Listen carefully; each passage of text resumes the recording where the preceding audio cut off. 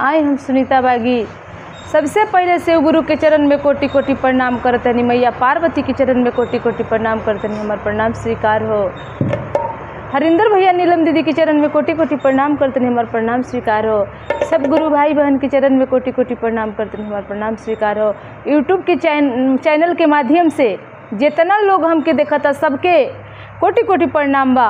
हमार प्रणाम स्वीकार हो। देखें एगो शिव शिष्या बाड़ी चर्चा में जा तरी कहा तरी किए सखी शंकर भगवान के गुणगान बखान बढ़ाई जितने कइल जाई उतने कमे रही। वहाँ के गुणगान कितना कइल जाई कैसे बताओ तरी अपना सखी से कि गंगा जमुनवा निर्मल पानी सखी हो शिवा गुरु हमें बड़ा दानी सखी हो शिवा गुरु हमें बड़ा दानी। गंगा जमुनवा के निर्मल पानी सखी हो शिवा गुरु हमें बड़ा दानी। सखी हो शिवा गुरु हमें बड़ा दानी। हवन अला बेला हमरे गुरु औघड़दानी। कितना बखानी हो इनकर कहानी।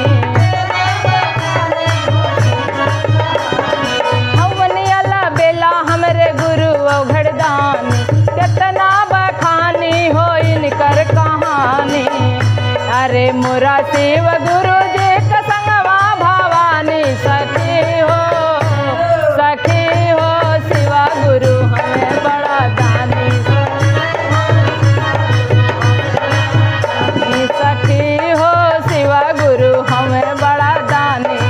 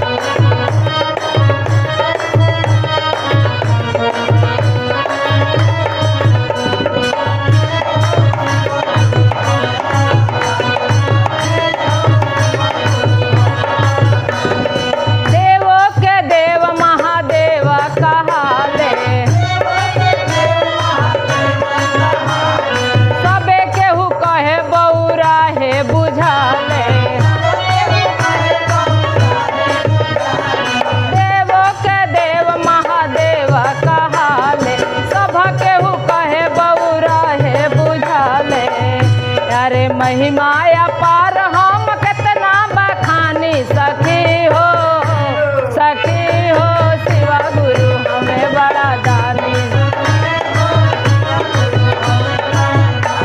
सखी हो शिवा गुरु हमें बड़ा दानी।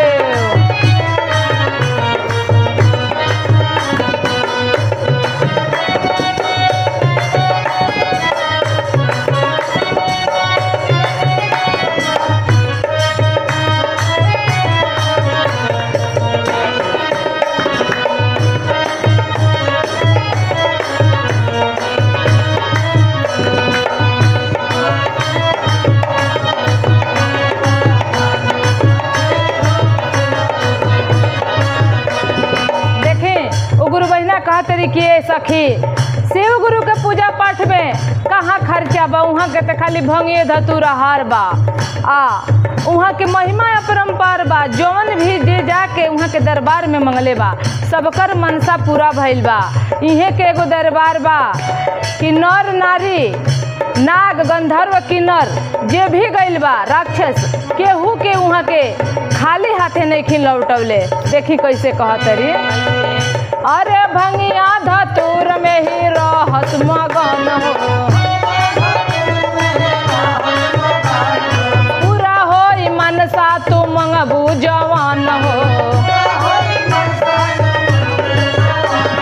भंगिया धतूर में ही रहत मगन हो, पूरा होई मनसा तू मंगबू जवान हो। अरे होला सब पे कृपा हो, हम जानतानी सखी हो, सखी हो शिवा गुरु हमें बड़ा दानी,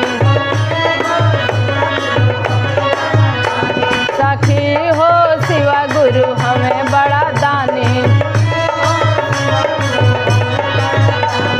गंगा जमुनवा के निर्मल पानी, सखी हो, सखी हो शिवा गुरु हमें बड़ा दानी, सखी हो शिवा दानी, सखी हो शिवा गुरु हमें बड़ा दानी, सखी हो शिवा गुरु हमें बड़ा दानी, सखी हो शिवा गुरु हमें बड़ा दानी, सखी हो शिवा गुरु सखी हो शिवा गुरु हमें बड़ा दानी, सखी हो शिवा गुरु।